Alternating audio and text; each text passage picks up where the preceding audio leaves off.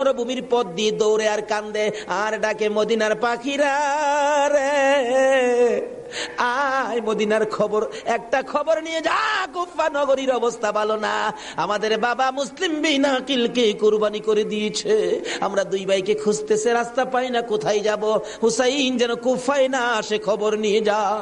এভাবে একদিন এক রাত, 2 দিন 2 রাত, 3 দিন পার হইয়া 3 রাত্রের বেলা দুইটা ভাই একটা খেজুরের বাগানের মধ্যে বসেছিল, রাত্রে দৌড়াবে মদিনায় যাবে, কিন্তু পেটের খিদা, পানির পিপাসা, আর হাঁটতে পারে না। ছোট ভাইটা বড় ভাইয়ের গলায় ধরে কাঁদতেছে, ভাই কলিজা শুকাইয়া গেছে রে, একটা কাজ সামনে যাইতে পারবো না। দুইজন গলাগুলি করে খেজুরের বাগানের মাঝখানে ঘুমিয়ে গেছে। এই খেজুরের বাগানের মালিকের নাম ছিল হারেস। হারেস নিজে ও তরবারি লইয়া ঘুরতেছে।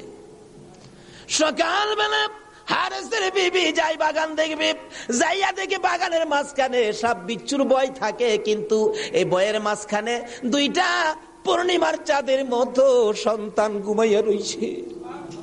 আস্তে আস্তে কাছে যাইয়া ছোট্ট ভাইটার মাথায় হাত দিলে চোখ খুলে দেখি কুফার মহিলা, চিৎকার মারছে, ভাই গো আর ঘুমাইস না, কুফাবাসী আমরার খবর পেয়ে ফেলছে, মদিনায় বুঝি আর যাওয়া হবে না, তুমি আমার মা লাগো, আমার মা নাই, বাবা নাই, আমরা মদিনার সন্তান, আমরা মদিনার আওলাদ, কুফাবাসীর কাছে আমাদের খবর দিও না।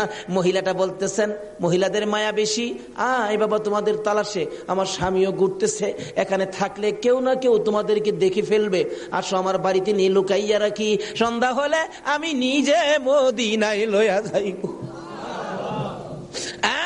মা বোনেরা, এমন একটা ভালোবাসা দাও না গো এই মহরমের চাঁদে।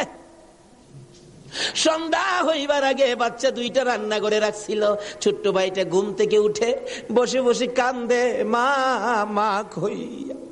বড় ভাইটা ঘুম থেকে উঠে দেখে, কান্দিস না রে, কান্দার আওয়াজ শুনলে আমাদের জীবন থাকবে না।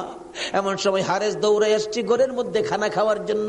খানা খাইতে বসে ডাকতেছে, বিবি গো জলদি করে খানা দে, কে জানি পুরস্কারের বাগি হইয়া যায়। এমন সময় রান্না করে কান্দার আওয়াজ শুনলে ডাকতেছে, বিবি রান্না করে কে কান্দে?